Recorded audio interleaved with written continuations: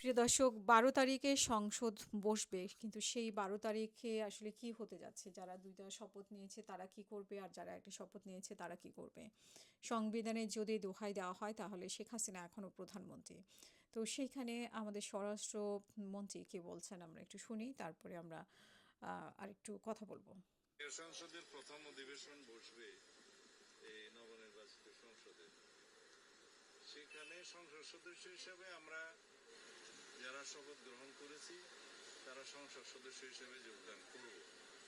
এর বাইরে সংবিধান সংস্কার পরিষদ নামে কিছু না থাকায় যারা তাদের সংস্কার পরিষদের সদস্য হিসেবে শপথ নিয়েছে সেটা তাদের নিজস্ব ব্যাপার, কিন্তু জাতীয় সংসদে তারা সেই হিসেবে অংশগ্রহণ করতে পারে না, শুধুমাত্র সংসদ সদস্যগণই অংশগ্রহণ করতে পারে।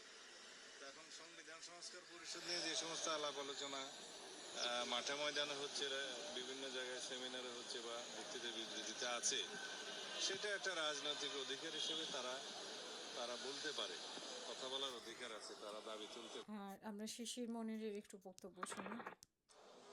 এখান থেকে আদালতের কাঁধে বন্দুক রেখে বাকি কাজ করতে চাচ্ছেন। আমরা বলেছি এটি সম্পূর্ণরূপে আত্মঘাতী পদক্ষেপ।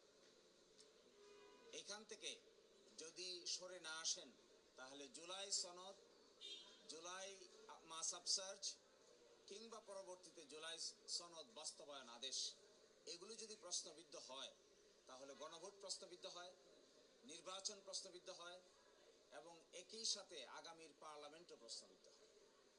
তারা বলেছেন এগুলো সংবিধানে নাই। এগুলো যদি সংবিধানে নাই, তারপরে ঐকমত্যের ভিত্তিতে বিশেষ সার্কামস্ট্যান্সে সেগুলি করা হয়েছে। সংবিধানে তো অন্তর্বর্তীকালীন সরকারও নাই, সংবিধানে তো সরকার পালিয়ে যাওয়ার বিধানও নাই, সংবিধানে তো অবশ্যই গণভোটের বিধানও নাই, সংবিধানে এই 2026 সালের 12ই ফেব্রুয়ারি নির্বাচন অনুষ্ঠানের কথাও নাই। তাহলে এগুলো কি করে হয়েছে? এগুলো সবগুলো হয়েছে একটা এক্সট্রাঅর্ডিনারি সিচুয়েশনকে মোকাবেলা করতে গিয়ে আইনগতভাবে সলা পরামর্শ করে এক একটা পদক্ষেপ নেওয়া হয়েছে। বাংলাদেশের সংবিধানে তো এই কথা লেখা নাই যে সরকার পালিয়ে বিদেশ চলে যাবে। বাংলাদেশের সংবিধানে তো এই কথাও লেখা নাই যে মাননীয় প্রধান বিচারপতি সহ সুপ্রিম কোর্টের বিচারপতিরা পদত্যাগ করবেন। কিন্তু বাস্তবতার খাতিরে গণ অভ্যুত্থানে যখন এগুলো ঘটে, পৃথিবীর ইতিহাস বলে এগুলোকে আদালত সিদ্ধান্ত নিতে পারে না। জনগণই হলো গণ অভ্যুত্থানের সবচাইতে বড় বিচারক।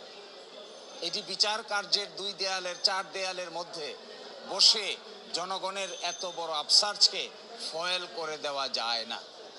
যদি আমরা বলেছি এটাই, এবং এখানে তাও বলেছেন যে দ্বিতীয় সংসদ শপথ কে নিবেন, কে দিবেন? এই আইনের 8 ধারায় বলা আছে দ্বিতীয় শপথ তিনিই দিবেন, যিনি সংসদ সদস্যদের শপথ দিবেন তিনিই দিবেন। অর্থাৎ প্রধান নির্বাচন কমিশনার দিয়েছেন, এখানেও প্রধান নির্বাচন কমিশনার দিবেন।